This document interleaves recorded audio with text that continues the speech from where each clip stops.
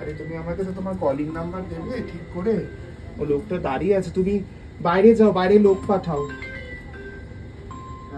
Hello guys, this is Bibhasha মৌলিক। আজকে আমি আমার চ্যানেলে একটা নতুন ভিডিও নিয়ে চলে এসেছি। তোমরা হয়তো ভাবছো যে আমি এতক্ষণ ধরে কোথায় হাঁটছি, তাই না? আমি চলে গেছিলাম আজকে হাওড়া স্টেশনে। তোমাদের এখন মনে হতেই পারে যে ভিডিও শুরুতে আমাকে তোমরা দেখলে যে গয়না পরতে, কিন্তু হঠাৎ করে হাওড়া স্টেশনের সাথে গয়না পরার কি সম্পর্ক? হ্যাঁ, এই দিন আমাদের ট্রেন ছিল হাওড়া থেকে। আজকের ডেস্টিনেশন হলো রাঁচি, মানে ঝাড়খণ্ডের রাঁচি। আমাকে এও জানিয়ে দেওয়া হয়েছিল যে আজকে আমাদের ট্রেন ছাড়তে চলেছে 22 নম্বর প্ল্যাটফর্ম থেকে, তাই আমি সময় মতো বেরিয়ে পড়েছিলাম হাওড়া স্টেশনের উদ্দেশ্যে। তারপর নীলদা আমাকে জানায় যে নীলদা এক্সিকিউটিভ লাউঞ্জে আছে এবং সকল model, designer, makeup artist, hair stylist সবাই আসছে ওই এক্সিকিউটিভ লাউঞ্জে। তারপর কিছুক্ষণের মধ্যেই স্ক্রিনে ভেসে ওঠে হাতিয়া ক্রীড়া যোগা এক্সপ্রেস। আজকে আমাদের ট্রেনের নাম ছিল হাতিয়া ক্রীড়া যোগা এক্সপ্রেস, আর আমরা বুঝতে পারি স্ক্রিনে এই নামটা ভেসে ওঠার পর যে প্ল্যাটফর্মে ট্রেন চলে এসেছে। বসো। আমি একটা না নিয়ে আসছি। তুমি আমারটা তুলছো? হ্যাঁ। হাওড়া স্টেশনে যে এত সুন্দর একটা এক্সিকিউটিভ লাউঞ্জ আছে, মানে ওয়েট করার জন্য জায়গা আছে, সেটা আমি জানতামই না। এই কাজে না গেলে হয়তো সেটা আমার জানাই হয়ে উঠতো না।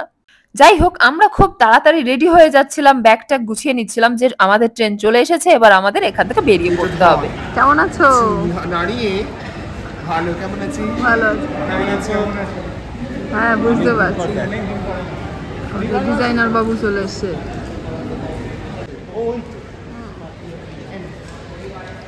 এরপরেই আমি নীলদার সাথে বেরিয়ে যাই প্ল্যাটফর্মে যাওয়ার জন্য। এক্সিকিউটিভ লাউঞ্জটা আরো একবার দেখে নিলাম যে এই জায়গাটায় আমি আরো একবার আসব যখন আমাকে হাওড়া স্টেশনে দীর্ঘ টাইমের জন্য ওয়েট করতে হবে।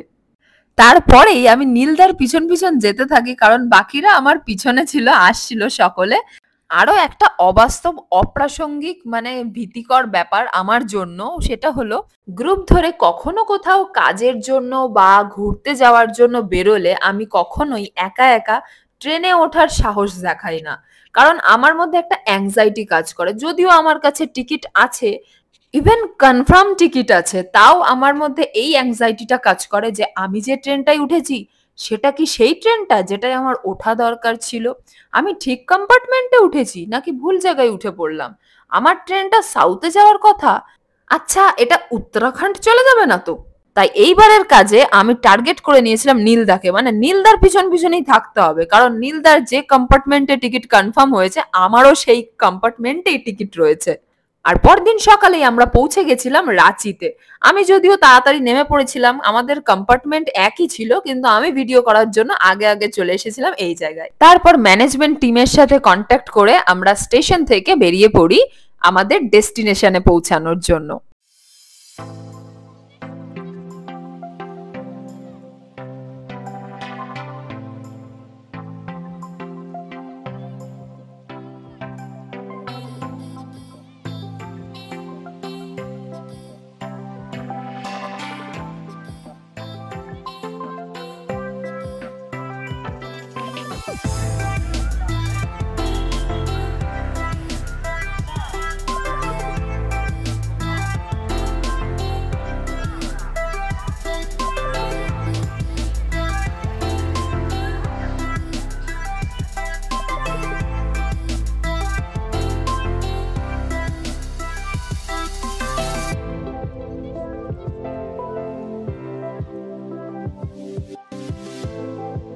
এরপর আমরা পৌঁছে যাই আমাদের হোটেলে। আমরা এখানে স্টে করব কিছুক্ষণ, ফ্রেশ হওয়ার পর আমাদের কথা ছিল যে আমাদের যেখানে শো হবে সেখানে আমরা যাব, আর এই ছিল আমাদের থাকার জায়গা। নিচে থাকতে আমাদের মধ্যে তখন ডিসকাশন চলছিল যে আমাদের রুমগুলো কোথায় দেওয়া হয়েছে। তার কিছুক্ষণের মধ্যেই আমরা জানতে পারলাম যে আমাদের গ্রাউন্ড ফ্লোরে নয়, আমাদের ফার্স্ট ফ্লোরে থাকার জন্য ঘর দেওয়া হয়েছে। আমার রুমে এসে দেখি আমার স্কিনটা ভীষণ ডাল হয়ে গেছে। রাত্রিবেলায় ঘুম না হলেই এই প্রবলেমটা হয়, স্পেশালি যখন ট্রেনে ট্রাভেল করি। তাড়াতাড়ি ফ্রেশ হবার পর প্রথম দফায় ব্রেকফাস্ট হিসেবে আমাদের সামনে উপস্থিত হয় দুধ চা। কেমন লাগলো? ভালো? হালকা হালকা এলাচ দেওয়া। আমি ওই জন্য বাইরে গেলে না হয় এখানটা দিয়ে খাই, নাহলে এই সাইডটা খাই। তারপর আমি আমাদের হেয়ার স্টাইলিস্টের সাথে বসে যাই একসাথে চা খাওয়ার জন্য। তারপর নিজেদের মধ্যে আলাদাই গল্প। আমি আমাদের হেয়ার স্টাইলিস্টকে বলছিলাম যে আমি সবসময় চায়ের কাপে যেখানে কানটা থাকে, মানে যে অংশটা ধরে আমরা চায়ের কাপ থেকে চা খাই, কাপের ঠিক সেই অংশ বরাবর আমি চায়ে চুমুক দিই। কারণ কাপের যে কোনো দিকে চুমুক দিয়ে সকলে চা খেলেও ওই কান বরাবর মুখ দিয়ে মানে চুমুক দিয়ে কেউ চা খায় না। আমার কাছে everything is temporary but hygiene maintain is permanent. আমাদের এবার খাবার চলে এসছে। এবারও আমার খাবারটা ভালো, দেখো ডিম ভাজাটা আমারটা বড়। নীল দাও, নতুন করে এন্ট্রি করো, দরজাটা লাগিয়ে দাও, দরজাটা লাগিয়ে দিই। হ্যাঁ এসো এবার।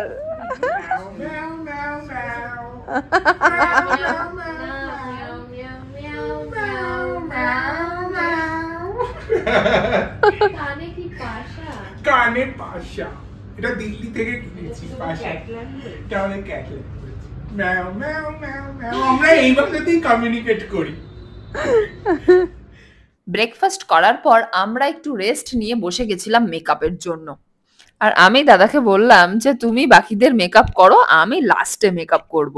আর তখন হেয়ার স্টাইলিং এর জন্য একজন মডেলকে হেয়ার স্টাইলিস্টের কাছে বসানো হয়। আর হঠাৎ করে জানানো হয় যে আমাদেরকে টেকনিক্যালে যেতে হবে। আর সেই অবস্থায় আমার কেবল বেস মুখে বসানো হয়েছে, মানে মুখটা পুরো সাদা ভূতের মতো অবস্থা। মুখটাকে কভার করে আমি তাড়াতাড়ি সকলের সাথে বেরিয়ে পড়ি আমাদের লোকেশনে গিয়ে রিহার্সালের জন্য।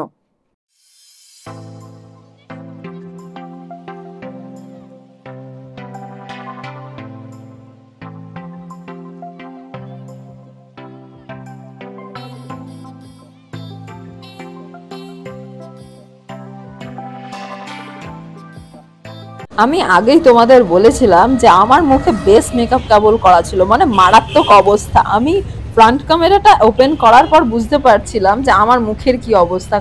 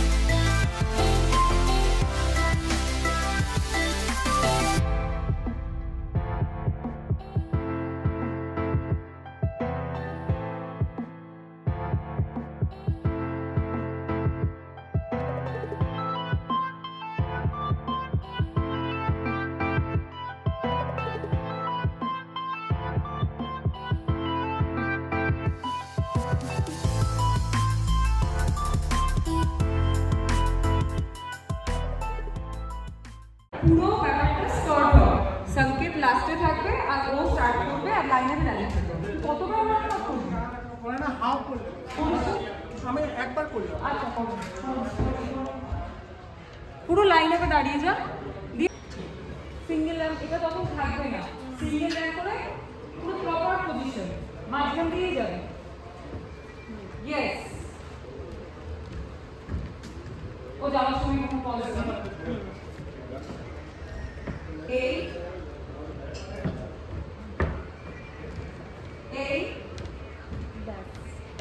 এবার দুজনে মাঝখানে ক্লিক করব।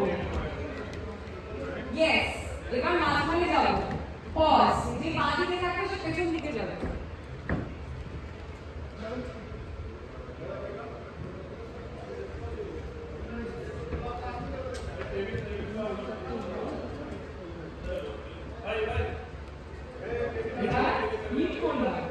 এবার চ্যানেল ওয়াইজ আমরা যাবো, শুধু ক্লিপটা করবো মাঝখানে। এই আসার সময় চ্যানেল ওয়াইজ আসবো, মাঝখানে ক্লিপ করবো। এই দিয়ে এক্সিট। আমি ফার্স্ট এর সাথে সেকেন্ডটা বলেছি। আচ্ছা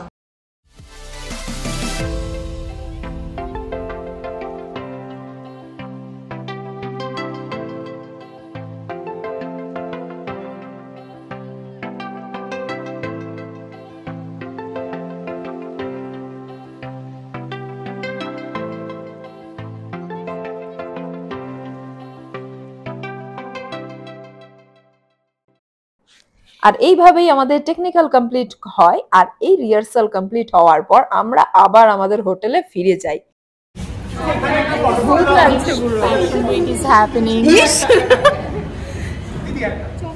আমাকে পুরো বাঁদরের মতো লাগবে। ইস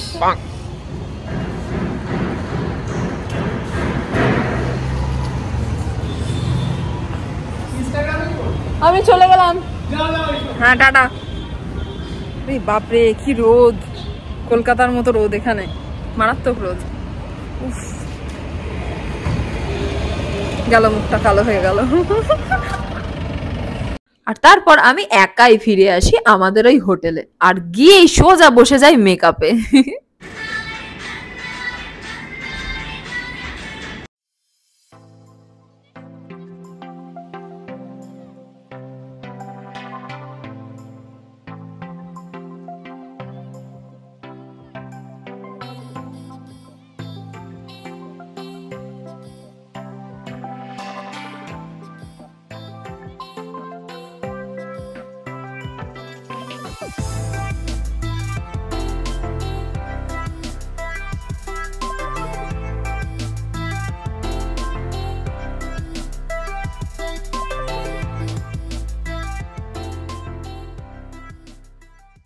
আমার তখন মেকআপ অলমোস্ট ডান, মানে লিপস্টিক পরাটা বাকি।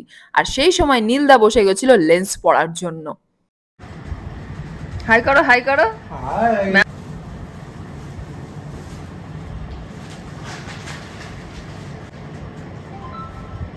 এই রে, এই রে, এই রে, ধুমধুম তারা, ধুমধুম তারা। এই ভিডিওটা যখন আমি পরে দেখি তখন আমার পার্সোনালি খুব খারাপ লাগে নীলদার জন্য, যে সেই সময় এইভাবে আমার মজা ওড়ানো একদমই উচিত হয়নি। কারণ কিছু কিছু ক্ষেত্রে লেন্স চোখের মধ্যে বসতে চায় না, আর তখন সত্যি খুব অসুবিধা হয়, আর চোখে জ্বালাও করে অনেক সময়।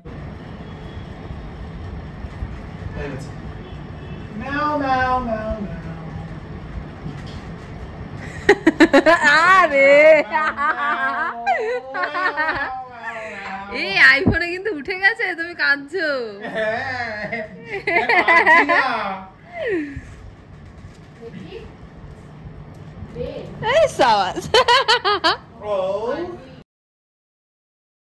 মেকআপ কমপ্লিট হয়ে যাওয়ার পর আমরা আমাদের লোকেশনে পৌঁছে যাই, কারণ আমাদের ওখানে কস্টিউম পরে সোজা যেতে হবে স্টেজে। আচ্ছা এটার মধ্যে কি বৈশিষ্ট্য রয়েছে যে এরা যে এই যে প্রিন্টে, এই প্রিন্টে শালও দেবে আছে কাস্টমারদের, ওখানে বাইরে বসে আছে। বাবা তুই বলবি এইটা লাগে আছে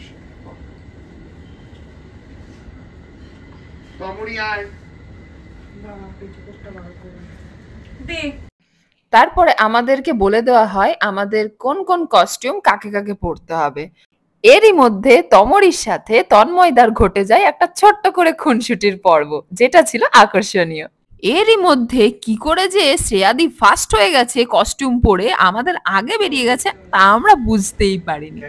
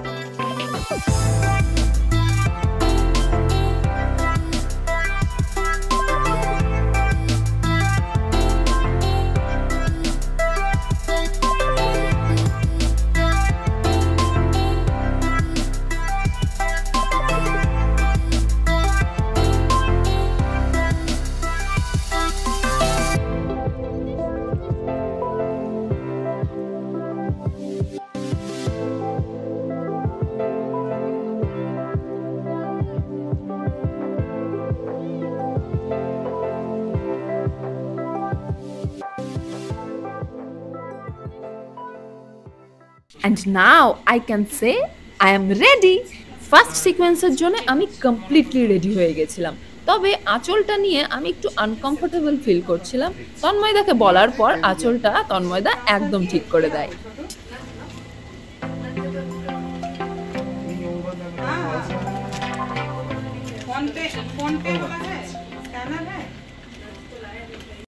ততক্ষণে সকল ফিমেল মডেলস রেডি হয়ে যায় ফার্স্ট সিকোয়েন্সের জন্য।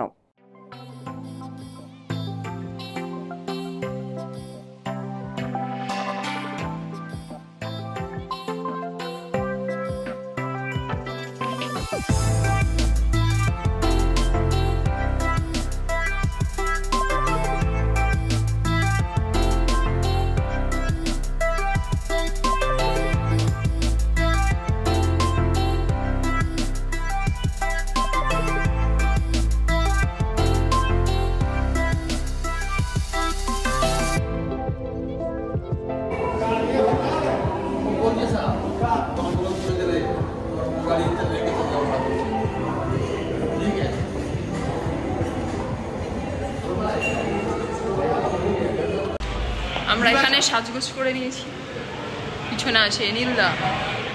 Hellos. Meow. Meow meow.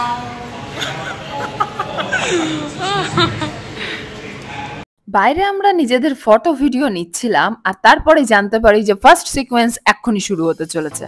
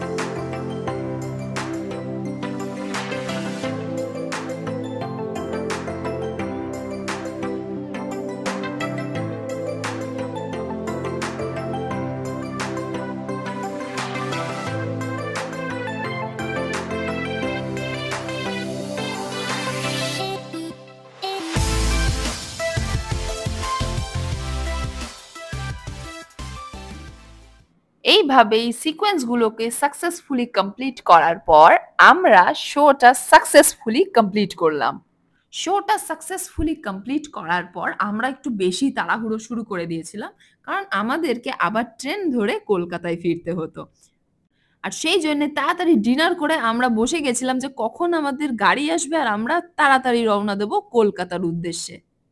প্রথম দিকে আমি ভিডিও করছিলাম বলে সবাই একটু অন্যভাবে দেখছিল ব্যাপারটা। তারপরে তমরি সহ সকলেই বেশ মজার ছলে নিয়েছিল আমার এই কথায় কথায় ভিডিও বানানোর কনসেপ্টটা। ফাইনালি আমরা চলে আসি রাঁচি রেলওয়ে স্টেশনে, কারণ আমাদের ট্রেনের টাইম এগিয়ে এসেছিল। তাড়াতাড়ি আমরা গাড়ি থেকে নেমে পড়েছিলাম আর আমাদের লাগেজ কালেক্ট করে নিয়েছিলাম। আর এই সময় তন্ময়দা ট্রলিগুলো কালেক্ট করছিল।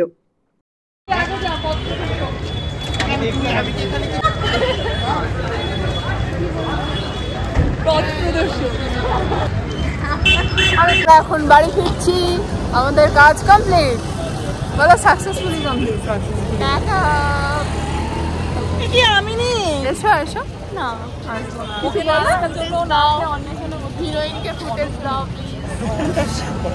এবার পথপ্রদর্শক চলে যাচ্ছে।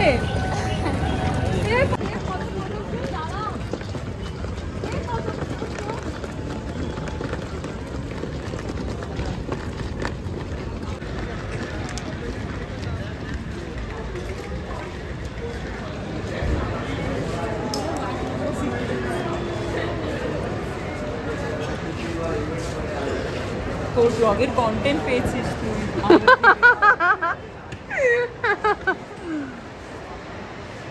আমাদের নাম দিয়েছে ট্রেনের।